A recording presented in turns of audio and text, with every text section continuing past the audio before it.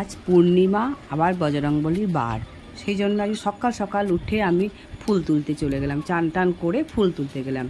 ফুল তুললাম, কত আম হয়েছে দেখুন গাছে, হনুমানাতে শেষ করে দিচ্ছে। তারপরে ফুলগুলো ভেতরে বাগানের ভেতরে ঢুকলাম। বাগানের ভেতরে ঢুকে কিছু ফুল ছিল সেগুলোও তুললাম। তারপরে দূর্বা ঘাস, তুলসী পাতা এসব একটু তোলা হলো। আর তুলসী পাতা মালা দেবো বজরংবলীকে আর গোপালকে দিই 28টা, আর বজরংবলীকে সব দিই। কটা অপরাজিতা পেলাম, যেগুলোও তুললাম। এবার এখানে কাঞ্চন ফুল আছে, কাঞ্চন ফুলগুলো তুলবো। তার সঙ্গে দেখছি টমেটো ধরেছে আমাদের গাছে, এখানে টমেটোও তুললাম। এখানে অতসী গাছেও ফুল ধরেছে, অতসী গাছেও কিছুটা ফুল তুলে নিলাম আমি ওখানে। এই করে একটা পুরো সাজি ভর্তি হয়ে গেল অপরাজিতাতে, কাঞ্চনে, তারপরে বেলি, একটু সাদা গুলঞ্চ ফুলে বেলপাতা তুললাম। তারপরে বেলপাতা আদার আগে আমি ঠাকুর ঘর মুছে ঠাকুরকে স্নান টান করিয়ে সব আমি এসেছিলাম।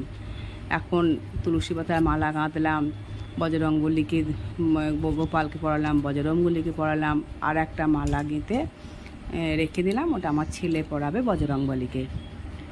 তারপর বজরংবলীর জন্য গোপালের লাড্ডু আনা হয়েছিল, গোপালকে চিড়ে কলার ভোগ, কাঁচা দুধ দিলাম, বজরংবলীকে লাড্ডু দিলাম, কলা দিলাম।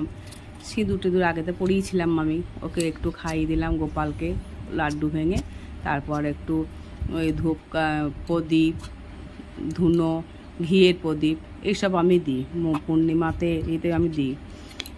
এই ধূপ দিয়ে সব কিছু করে দিয়ে আমি ধূপ ধুনো দিয়ে রাখে করে পবন তনয় শঙ্কর হরণ মঙ্গল মরুতি রূপ রাম লক্ষণ সীতা সহিত যাব দেখাতে। আমি একটা কাজ করি প্রত্যেকদিন, ওটা আমি যে দিলাম, এটা 5টা লবঙ্গ, একটা কর্পূর। প্রতি শনিবার আর মঙ্গলবারে ওই লবঙ্গটা দেবেন, আর প্রতি ঘরে ঘরে দেখাবেন, তাহলে দেখবেন যেটা নেগেটিভই থাকে সেগুলো কেটে যায়। আর প্রতিদিনই একটা করে কর্পূর জ্বালিয়ে প্রত্যেকটা ঘরে ঘরে দেবেন।